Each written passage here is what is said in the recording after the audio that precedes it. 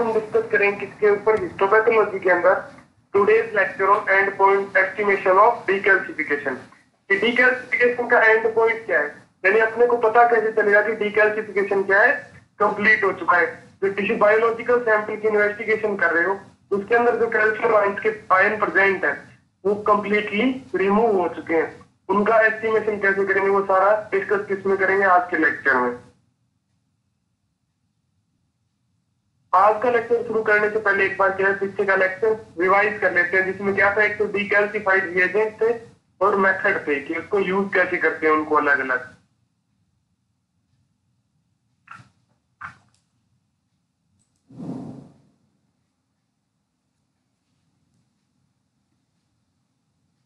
तो आज के पीछे के लेक्चर में आपने क्या था देखा था, वीक एसिड। वीक एसिड से पहले वाले लेक्चर में क्या थे, स्ट्रॉन्ग एसिड। स्ट्रॉन्ग एसिड में तीन प्रकार के एसिड देखे थे आपने, एक तो नाइट्रिक एसिड, एक हाइड्रोक्लोरिक एसिड और एक एरिनस फ्लूइड। जो नाइट्रिक एसिड और हाइड्रोक्लोरिक एसिड दोनों को मिला के अपन फॉर्म करते हैं, ये तीनों थे स्ट्रॉन्ग एसिड। आज पीछे के लेक्चर में क्या था, वीक एसिड में। वीक में पहला कौन सा है, फॉर्मिक एसिड। तो फॉर्मिक एसिड का कंपोजिशन क्या है, कंसंट्रेटेड फॉर्मिक एसिड, यानी कंप्लीटली सांद्र जो फॉर्मिक एसिड है वो कितना लेना है अपने को, 5 to 25 ml। ये किसके ऊपर डिपेंड करता है, एज के ऊपर डिपेंड करता है, एज की, रिएजेंट की। और डिस्टिल वाटर कितना लेना है, 100 ml। इन दोनों को कंपोज करके अपन क्या तैयार कर लेंगे, सॉल्यूशन तैयार कर लेंगे। फिर procedure, well fixed 2 to 5 mm thick block are placed in solution, change routinely until decalcification is not complete। यानी क्या है, अच्छे तरीके से फिक्स किया हुआ टिश्यू होना चाहिए, कितने एमएम का, 2 से 5 एमएम का ब्लॉक का। और उसको किसमें प्लेस कर दोगे आप, वीक एसिड में यानी फॉर्मिक एसिड में प्लेस कर दोगे। और उसको इंटरवल के टाइम के अकॉर्डिंग, जैसे 1 से 2 घंटे के बाद उस रिएजेंट को चेंज करते रहोगे। कब तक चेंज करोगे, जब तक डीकैल्सिफिकेशन क्या ना हो जाए, कंप्लीट ना हो जाए। नेक्स्ट क्या है, replace fluid with 5% sodium sulphate. और इस फ्लूइड को फिर रिप्लेस कर दोगे किसके साथ, 5% सोडियम सॉल्यूशन के साथ। Next wash the block with tap water. और फिर लास्ट में जो ब्लॉक है, टिश्यू ब्लॉक है, टिश्यू पीस है, उसको किस में वॉश करोगे, टैप वाटर के अंदर, यानी वाटर के अंदर। Dehydrating in increasing rates of alcohol. और उसके बाद में क्या है, टिश्यू प्रोसेसिंग आती है। और टिश्यू प्रोसेसिंग में बस स्टेप होता है डिहाइड्रेशन। तो यहाँ पे आप क्या करोगे, डिहाइड्रेटिंग करोगे उसके बाद।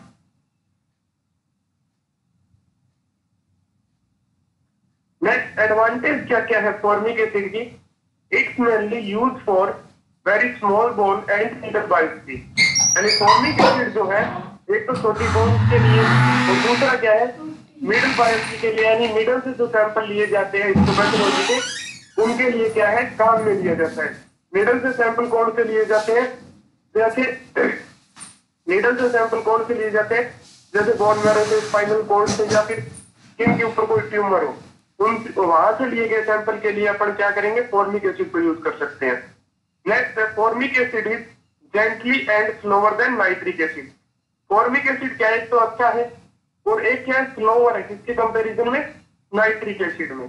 Next, suitable for most routinely surgical specimen and partially immunohistochemical. तो ये क्या है, मोस्टली जितने भी सर्जिकल स्पेसिमेंस होते हैं उन सभी के लिए क्या है, सुटेबल है, अपन सभी के लिए, सभी के अंदर क्या है, इसको काम में ले सकते हैं।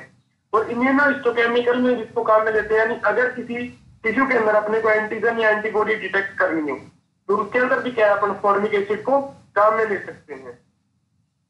Decalcification mostly complete in 2 to 5 days। और जो डीकैल्सिफिकेशन का प्रोसीजर है वो कितने दिन में कंप्लीट हो जाता है इस रिएजेंट से, 2 से 5 दिन के अंदर।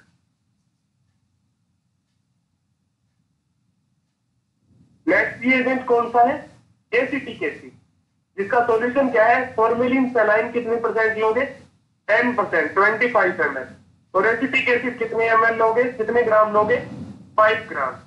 और ये सॉल्यूशन, ये कंपोजिशन जो है कितने टाइम लेता है डीकैल्सिफिकेशन में, time take 3 to 5 days for decalcification. यानी डीकैल्सिफिकेशन के प्रोसीजर में 3 से 5 दिन समय लेता है।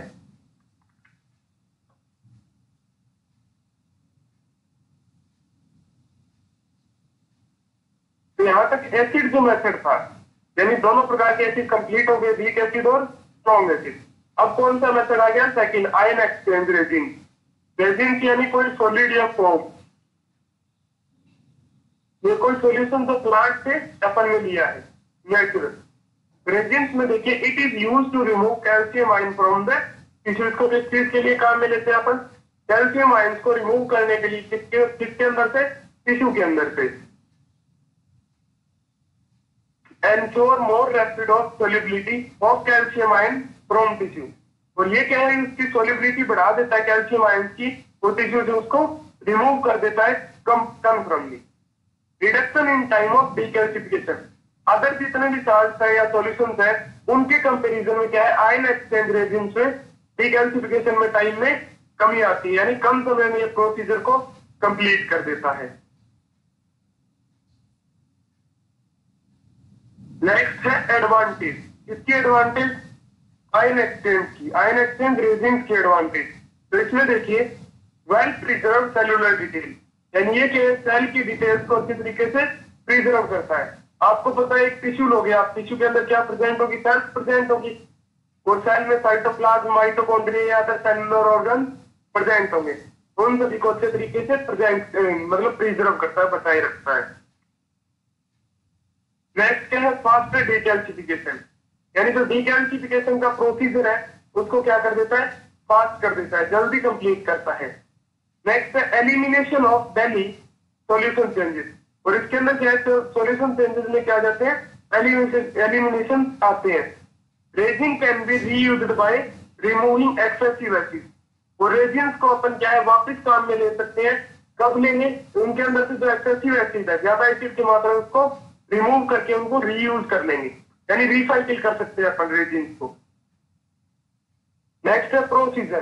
प्रोसीजर में देखिए, tissue is placed in A solution of 10 to 20% resin and formic acid. यानी टिश्यू को आप किसमें प्लेस करोगे? सबसे पहले 10 से 20% रेजिन में और फॉर्मिक एसिड में, यानी रेजिन और फॉर्मिक एसिड को मिला के क्या है, एक सॉल्यूशन बनाते हैं, और उसमें क्या है, टिश्यू को प्लेस करते हैं। नेक्स्ट क्या है? Resin used osmium form of sulphonated polystyrene resin. यानी रेजिन की कौन सी फॉर्म यूज में ली जाती है? ऑस्मियम फॉर्म यूज में ली जाती है, जो पॉलीस्टीरीन है सल्फोनेटेड की। The volume of solution is 20 या 30 टाइम्स ऑफ टिश्यू। यानी जो रेजिन का वॉल्यूम होगा, जो डीकैल्सिफिकेशन के लिए अपन काम में लेंगे, वो कितने गुना होगा? टिश्यू के वॉल्यूम के 20 से 30 गुना होगा।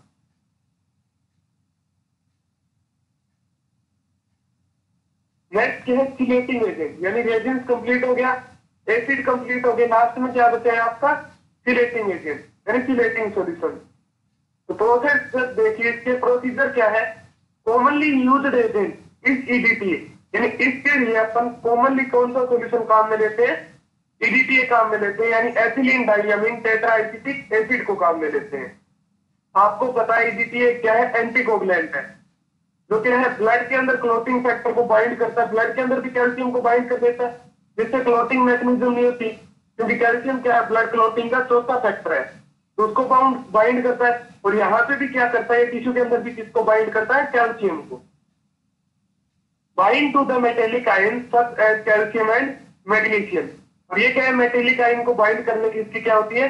कैपेसिटी होती है। किसको बाइंड करता है? मैग्नीशियम और कैल्शियम को।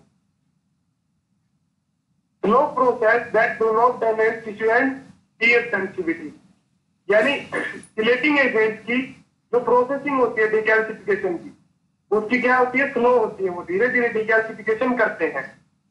तो टिश्यू की जो पीएच सेंसिटिविटी होती है उसको भी मेंटेन रखते हैं, उसको चेंज नहीं होने देते। नेक्स्ट है एक्सपेंड बॉन्ड डीकैल्सिफर फॉर इम्यूनोहिस्टोकेमिकल, और क्या है? Enzyme staining and also for electron microscopy. यानी बॉन्ड को अपन किसमें एक्सचेंज करेंगे? डीकैल्सिफर में। और अलावा किस चीज के लिए काम में ले सकते हैं टिश्यूज को? जब ईडीटीए अपन काम करेंगे डीकैल्सिफिकेशन का, तो इम्यूनोहिस्टोकेमिकल के अंदर काम में ले सकते हैं, एंजाइम स्टेनिंग के अंदर भी टिश्यू को काम में ले सकते हैं, और इलेक्ट्रॉन माइक्रोस्कोपी में अपन काम में ले सकते हैं। यानी टिश्यू इन सारी चीजों में काम में आ जाएगा, जब ईडीटीए से अपन डीकैल्सिफिकेशन करेंगे। नेक्स्ट क्या है एडवांटेज, यानी इसके एडवांटेज क्या क्या है, कौन सी चीजें इसमें बेनिफिशियल है। It show minimum changes in architecture section ten by most technique with better result. यानी ये क्या है, टिश्यू की जो आर्किटेक्चर होती है, यानी शेप एंड जो स्ट्रक्चर होती है, उसके अंदर केमिकल कंपाउंड होते हैं, उन सभी को क्या है अच्छे तरीके से प्रिजर्व करता है और उनके अंदर से अच्छे तरीके से कैल्शियम आयन को रिमूव करता है। नेक्स्ट क्या है डिसएडवांटेज, डिसएडवांटेज क्या है इसकी, डिसएडवांटेज में देखिए slow process as calcium ion removed by layer, यानी इसकी प्रोसेसिंग जो है चिलेटिंग एजेंट की वो क्या होती है, धीरे होती है, स्लो होती है, और उनको रिमूव करते हैं अपन। कैसे रिमूव करता है कैल्शियम आयन को, लेयर बाय लेयर। जैसे सबसे पहले ऊपरी लेयर को कैल्शियम को रिमूव करेगा, फिर उससे नीचे की लेयर को रिमूव करेगा, फिर उससे नीचे की लेयर को रिमूव करेगा, यानी सीक्वेंस के अंदर क्या है कैल्शियम को रिमूव करता है। नेक्स्ट एसिड न्यूट्रलाइजेशन, तो tissue should be neutralised by the acetic acid. और इन जो आपने क्या है जैसे आयन एक्सचेंज लिया या एसिड लिया, उनको न्यूट्रलाइज भी करना पड़ेगा, हो सकता है थोड़ी बहुत पीएच में इफेक्ट आ गया, तो इनको न्यूट्रलाइज कैसे करोगे डिकैल्सिफिकेशन के बाद, एसिटिक एसिड से, ठीक है। और फिर क्या करोगे, वॉशिंग करोगे, किसमें, washing the tissue by the help of alcohol, duration 2 to 4 hours. और फिर इनको क्या किसमें वॉश करोगे, एल्कोहल के अंदर वॉश करोगे, कितने टाइम के लिए, 2 से 4 घंटे के लिए।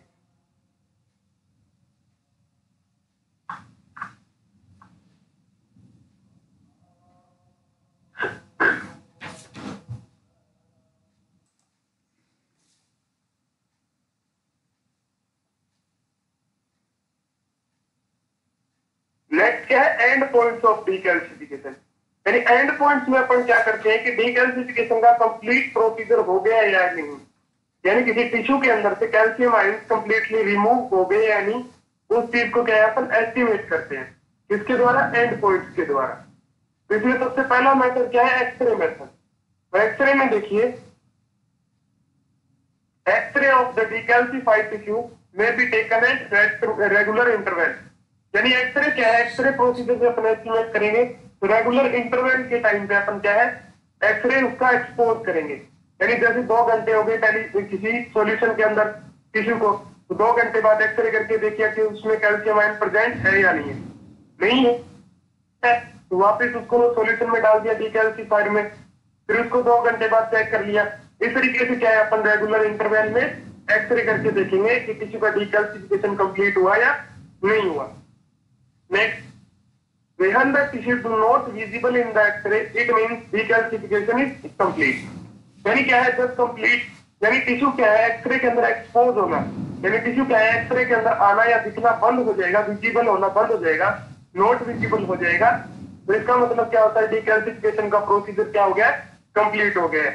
तो आपने एक्सरे में देखा हो कि मोस्टली क्या है बोन सी दिखाई देती है, टिश्यू दिखाई नहीं देते, तो इसी तरीके से क्या है अपन टिश्यू अगर दिखाई नहीं देगा तो मतलब क्या है कैल्शियम प्रेजेंट नहीं है। नेक्स्ट क्या है, but these x-ray method not possible with fixative light mercury chloride which are themselves radioactive, यानी एक्सरे मेथड क्या है कि जैसे रेडियो एक्टिव है एलिमेंट के साथ काम में आप नहीं है, उसको यूज में नहीं ले सकते, क्योंकि जैसे किसी टिश्यू का मर्क्यूरी क्लोराइड से आपने क्या फिक्सेशन किया, तो उसका आप एक्सरे करोगे तो उस पर रेडिएशन जाएगी, तो हो सकता है ब्लास्ट हो जाए या फिर अदर हैजार्डियस रेडिएशन इंक्रीज कर दे वो रूम के अंदर, जिससे क्या कैंसर वगैरह की पॉसिबिलिटी रहती है। तो मर्क्यूरी क्लोराइड के साथ अपन क्या एक्सरे नहीं कर सकते, यानी रेडियो एक्टिव एलिमेंट्स के साथ एक्सरे नहीं कर सकते। This method harmful of for tissue structure, और एक्सरे बार बार अपन एक्सरे एक्सपोज करेंगे किसी टिश्यू का, तो वो क्या है उसकी स्ट्रक्चर के लिए हार्मफुल है, तो उसकी स्ट्रक्चर को क्या कर देगा, डैमेज कर देगा। तो शुरू से देखिए, एक्सरे ऑफ डीकैल्सिफाइड टिश्यू में बी टेकन रेगुलर इंटरवल, यानी जिस टिश्यू का डीकैल्सिफिकेशन चल रहा है उसका रेगुलरली अपन क्या करेंगे, एक्सरे एक्सपोज करेंगे। When the tissue do not visible in the X-ray, it means decalcification is complete. यानी when the tissue do not visible, यानी जब क्या टिश्यू अपने को दिखाई नहीं देगा किस चीज में, इन द एक्सरे, यानी एक्सरे में, it means decalcification is complete, यानी डीकैल्सिफिकेशन का जो प्रोसीजर है वो क्या हो चुका है, कंप्लीट हो चुका है। But these x-ray method not possible with fixative light mercury chloride which are themselves radioactive, और ये जो एक्सरे टेक्निक है वो क्या है, जैसे रेडियो एक्टिव एलिमेंट्स के साथ में काम में नहीं ली जाती, यानी उपयोगी नहीं है, पॉसिबल नहीं है, क्योंकि रेडियो एक्टिव एलिमेंट्स से अगर आप रेडिएशन डालोगे तो वो क्या है, हैजार्डियस रेडिएशन कोज करेगा या फिर अदर कोई डिजीज कोज कर देगा। Next, this method harmful for tissue structure. और एक्सरे जो मेथड है एंड पॉइंट ऑफ डिकैल्सिफिकेशन को एस्टिमेट करने का, वो क्या होता है, हार्मफुल है टिश्यू स्ट्रक्चर के लिए, क्योंकि अगर आप बार बार एक्सपोज करोगे एक्सरे रेगुलर इंटरवल पे तो वो टिश्यू के अंदर जो मसल्स है उनको डैमेज कर देगा।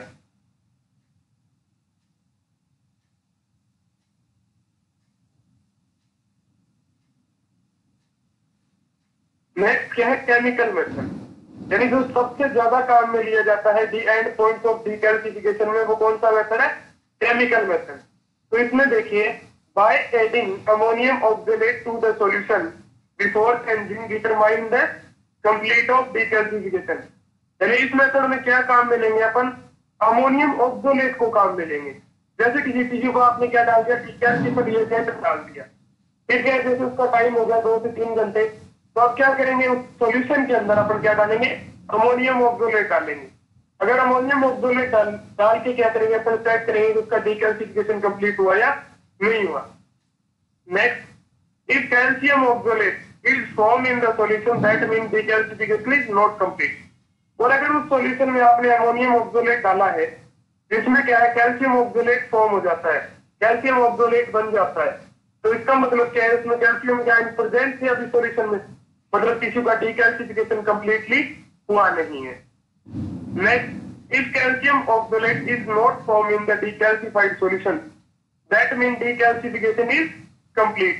और अगर क्या है कि जैसे कैल्शियम ऑक्सलेट उस टिश्यू के अंदर फॉर्म नहीं होता है, उस सॉल्यूशन के अंदर फॉर्म नहीं होता है, ठीक है, तो इसका मतलब क्या है, डिकैल्सिफिकेशन का प्रोसीजर क्या हो गया, कंप्लीट हो गया। तो शुरू से देखिए, by adding ammonium oxalate to the solution before change, यानी क्या है, अमोनियम ऑक्सलेट अपन उस सॉल्यूशन में डालेंगे डिकैल्सिफाइड सॉल्यूशन चेंज करने से पहले, बिफोर यानी पहले, changing determine the complete of decalcification, यानी डिकैल्सिफिकेशन के अंदर सॉल्यूशन को चेंज करने से पहले उसमें अमोनियम ऑक्सलेट डाल के देख लेंगे कि कैल्शियम जो कैल्शियम का रिमूवल है, यानी कैल्शियम रिमूव हुई है या नहीं हुई है कंप्लीटली टिश्यू से। Next, if calcium oxalate is form in the solution that mean decalcification is not complete. और अगर क्या है, किसी टिश्यू के अंदर या किसी सॉल्यूशन के अंदर कैल्शियम ऑक्सलेट फॉर्म हो जाता है, तो इसका मतलब क्या है, सॉल्यूशन में कैल्शियम आयन प्रेजेंट थे, मतलब कंप्लीटली रिमूव नहीं हुई है कैल्शियम, यानी डिकैल्सिफिकेशन का प्रोसीजर कंप्लीटली नहीं हुआ है। Next, if calcium oxalate is not form in the decalcified solution. और अगर क्या है, कैल्शियम ऑक्सलेट नहीं बनती है डिकैल्सिफाइड सॉल्यूशन में, that mean decalcification is complete. और इसका मतलब क्या है कि आपका डिकैल्सिफिकेशन है वो क्या हो चुका है, पूरा हो चुका है, कंप्लीट हो चुका है।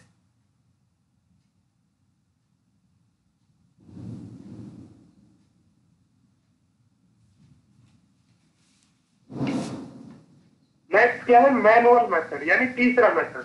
तो एंड पॉइंट में एक्सरे था, दूसरा क्या होता है, केमिकल मेथड जो सबसे ज्यादा काम में लिया जाता है, तीसरा क्या है, मैनुअल मेथड। मैनुअल का मतलब होता है कि इस चीज को फील करना या टच करना, वैसे यानी देखना। तो इसमें देखिए, we can estimate the end point of decalcification by manually touching the tissue और सॉफ्टनिंग, यानी क्या है, अपन मैन्युअली चेक कर सकते हैं, वी कैन एस्टिमेट, अपन डिटेक्ट कर सकते हैं, पता लगा सकते हैं एंड पॉइंट ऑफ डिकैल्सिफिकेशन, यानी डिकैल्सिफिकेशन के एंड पॉइंट का, कि डिकैल्सिफिकेशन कंप्लीट हुआ है या नहीं हुआ, बाय मैन्युअली टचिंग, यानी टिश्यू को टच करके, और सॉफ्टनिंग, यानी टिश्यू को टच करके उसको दबा के कि टिश्यू सॉफ्ट है या हार्ड है, अपन चेक कर सकते हैं कि उसमें कैल्शियम आयन के प्रेजेंट है या नहीं है। आपको पता है अगर किसी टिश्यू में बोन प्रेजेंट होगी तो वो हार्ड होगा, अगर उसमें कोई बोन या कैल्शियम आयन के प्रेजेंट नहीं होंगे तो सॉफ्ट होगा, तो उसको टच करके अपन देख सकते हैं। और बाय इंजेक्टिंग द निडल और scalpel blade in the tissue, या फिर अपन क्या करेंगे, टच करने की बजाय उसमें निडल इंजेक्ट करवा लेंगे। अगर निडल उसके आर पार चली जाती है टिश्यू पीस के, तो क्या है, उसमें कैल्शियम आयन के प्रेजेंट नहीं है, या स्कैल्पेल ब्लेड क्या है उसमें इंजेक्ट करवा देंगे, यानी उसके अंदर कट लगा के देख लेंगे टिश्यू के अंदर। ये क्या है, सारे के सारे मैनुअल मेथड है। बट नेक्स्ट लाइन में देखिए, but this is very crude method, it can damage the tissue structure. ये क्या है, बहुत ही रूड मेथड है जो क्या कर सकते हैं, टिश्यू की शेप एंड स्ट्रक्चर को डैमेज कर सकते हैं। आपको पता है, आप किसी भी टिश्यू को दबाओगे या प्रेस करोगे तो उसकी स्ट्रक्चर है, मसल्स है, उनके ऊपर इफेक्ट आएगा। या नीडल इंजेक्ट करवाओगे तो भी उसकी मसल्स डैमेज होगी, या फिर क्या है, उसको कट करोगे तो क्या है, उसके अंदर जो केमिकल प्रेजेंट है उसके ऊपर इफेक्ट आएगा, तो टिश्यू की स्ट्रक्चर भी क्या हो जाएगी, चेंज हो जाएगी। Next, mostly chemical method use for estimation the end point of decalcification. और सबसे ज्यादा कौन सा मेथड काम में लिया जाता है एंड पॉइंट ऑफ डीकैल्सिफिकेशन को डिटेक्ट करने के लिए? Chemical method. तो शुरू से देखिए मैनुअल मेथड क्या है। We can estimate the end point of decalcification by manual touching the tissue और सॉफ्टनिंग और बाय इंजेक्टिंग द नीडल और scalpel blade in the tissue. यानी क्या है, अपन डीकैल्सिफिकेशन का एंड पॉइंट एस्टिमेट कर सकते हैं, पता लगा सकते हैं टिश्यू को टच करके, उसकी सॉफ्टनेस देख के कि वो सॉफ्ट है या हार्ड है, उसके अंदर नीडल इंजेक्ट करवा के कि अगर नीडल इंजेक्ट हो जाती है तो मतलब कैल्शियम आयन के प्रेजेंट नहीं है, तो नीडल इंजेक्ट नहीं होती यानी बोन टच हो जाती है आगे, तो मतलब डीकैल्सिफिकेशन कंप्लीट नहीं हुआ। और क्या है, उसमें कट लगा के भी अपन देख सकते हैं। But this is very rude method, it can damage the tissue structure. ये क्या है, एक बहुत ही रूड मेथड है और जो क्या है, टिश्यू की शेप एंड स्ट्रक्चर को डैमेज कर सकता है, बर्बाद कर सकता है। Mostly chemical method use for estimation the end point of decalcification. और मोस्टली सबसे ज्यादा यानी कौन सा मेथड काम में लेते हैं अपन डीकैल्सिफिकेशन का पता लगाने के लिए? Chemical method.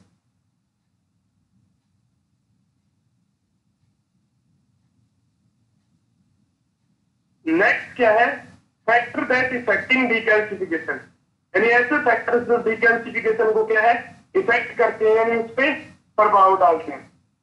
तो सबसे पहले देखिए कंसंट्रेशन ऑफ द रिएजेंट, यानी higher the concentration reagent can be do faster decalcification. यानी अगर किसी रिएजेंट की कंसंट्रेशन क्या है, ज्यादा है, यानी वो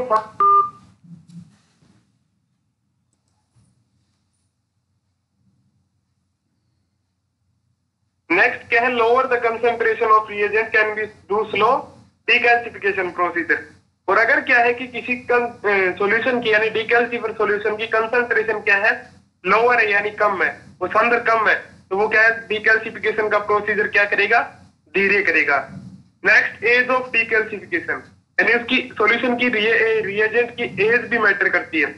अगर freshly prepared reagent can be do fast decalcification procedure, यानी आपने फ्रेशली अभी तैयार किया है डीकैल्सिफिकेशन सॉल्यूशन को, तो वो क्या करेगा, डीकैल्सिफिकेशन को प्रोसीजर को फास्ट कर देगा, जल्दी करेगा डीकैल्सिफिकेशन।